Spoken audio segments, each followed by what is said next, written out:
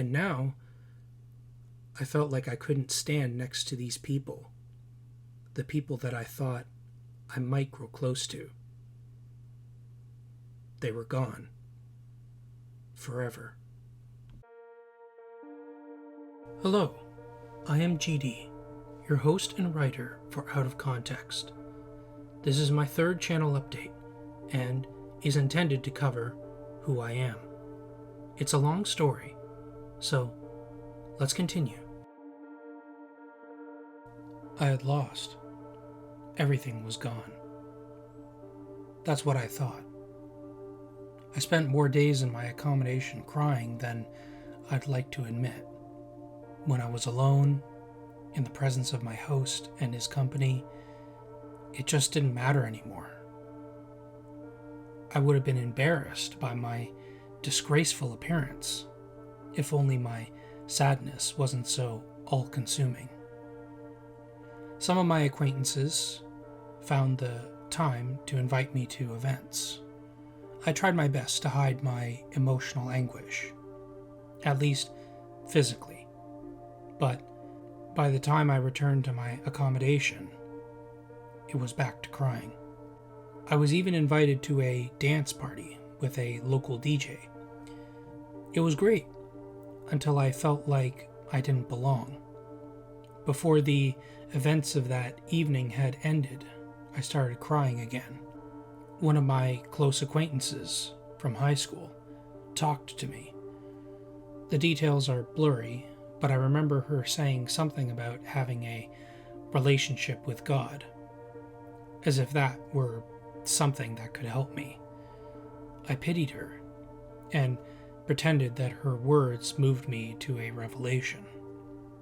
I needed help, and God, my mother's deity, was the last thing I needed help from, considering how untrustworthy I found my mother, the practitioner of her God's beliefs. But this was a friend of mine, whom I assumed had no ill will towards me. How could I tarnish her beliefs by juxtaposing them against my experiences and feelings? I wanted help. I didn't want to sabotage someone else's beliefs just because I was feeling sad, even if extremely so. I let it go, letting her feel like she had done some good for me. A week elapsed. My visit was over, and I returned home to my father. It was meant as a vacation, but I was emotionally and psychologically exhausted. I returned home even worse than I had left. It was over. My life was truly over. That's what I thought. I couldn't live there, under my father's care, and I couldn't return home to my mother or her husband. I needed to find a new place to live. I tried looking on my own, but I couldn't find anything. Eventually, my brother informed me that the place where he was renting had a vacancy. I took it.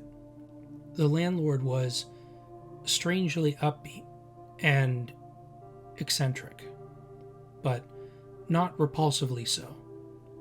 I stayed in one of the upstairs rooms where the floors were carpeted. I spent about a month there before disaster struck. Bedbugs.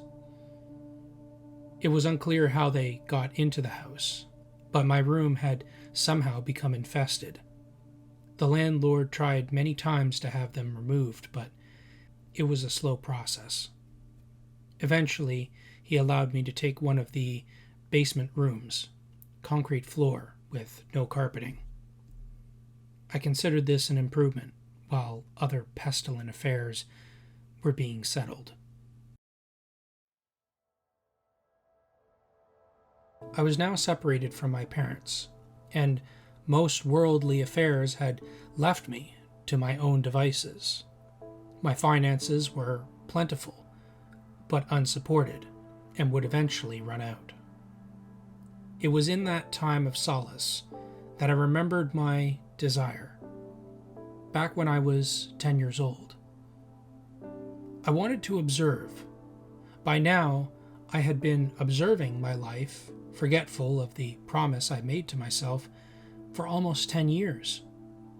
For the next 2 hours, I meditated.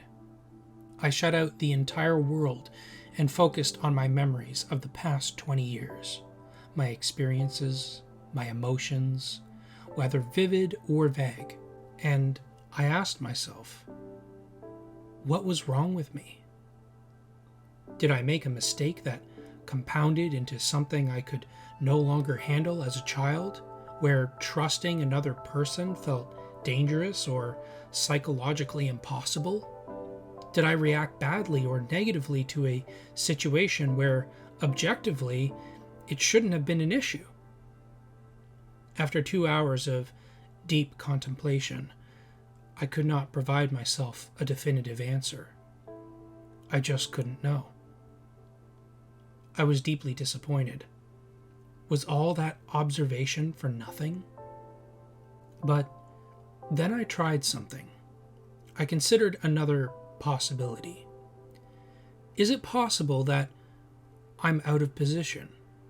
Do I have unique traits and characteristics that don't feel useful because they simply aren't being used correctly? I ran through my memories with this possibility in mind. In contrast, it only took 5 minutes of deep meditation. By the end of my diagnosis, the possibility seemed reasonable. Suddenly, I felt strange. Most of my life, I had been acting reflexively to danger and discomfort, adjusting myself to avoid what I expected to be a worst-case scenario. But now, it felt like I was making my own decisions, independent of those dangers and discomforts. Maybe, just maybe, I had a solution.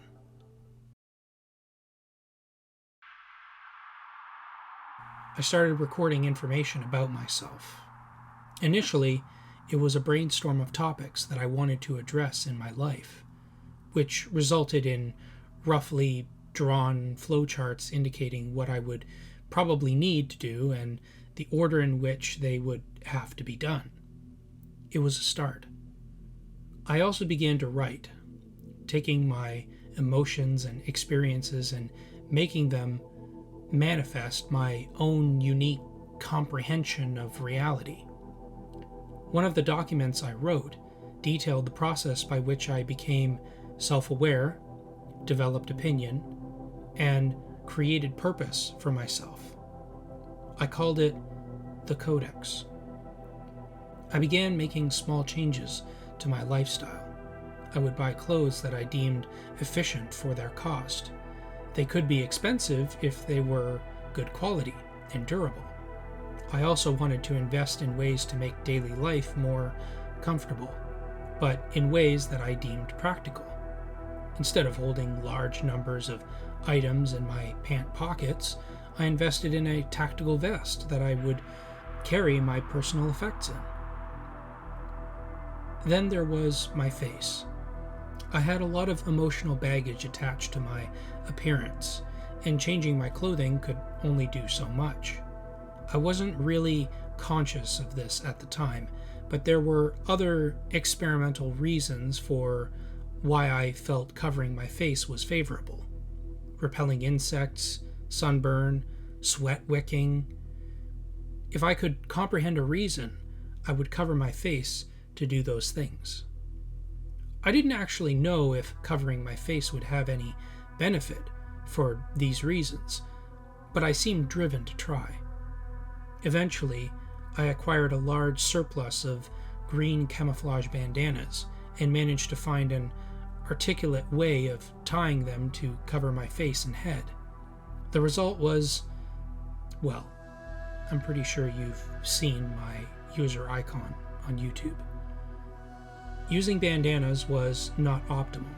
Any sweat would be absorbed and the bandanas would no longer dissipate heat very well. But I was still looking for new technologies that I could use to substitute the material. And I was still gathering data. But Something incredible happened as a result of my headgear change, socially speaking. It seemed that I gathered attention to myself. People staring, police interaction, it all seemed to be attracted to me. In addition, my father and landlord drew my attention to such concerns that I could be perceived as a terrorist. I was calm about it all, and did my best to communicate the need for no concern. That is, they shouldn't be concerned. Besides, it helped me to understand concepts like perception and how changes in appearance can affect it. Beforehand, I couldn't help but think that people were judging me, silently and without my consent. Obviously, I cannot force people to consent to a standard of observation and judgment when looking at me, but the child in me thought that it was wrong for people to be cruel to me based on judgments that I had no power to control. People could, in fact, act with cruelty towards me due to their free-handed observations, interpretations, and judgments, and I would not be allowed to stop them. My understanding of this concept was immature at the time, but since I couldn't ethically control people's interactions and judgments, I would simply thwart their observations. They would not be allowed to look freely upon my face, only upon my mask. Some people became concerned about this, or simply didn't like that they could not judge me freely at their own leisure. But I didn't care. I was protecting myself, and in my own way, that I could comprehend and reason. I had multiple encounters with police during my masking days. I was never prosecuted for my actions, other than being delayed going to work sometimes. In fact, I had many friendly encounters and conversations with law enforcement. Not only that, I had plenty of opportunities where people wanted to take pictures of and with me. Of all the changes I've made to my lifestyle, the mask was the most impactful. Thank you for listening in. Have a wonderful day.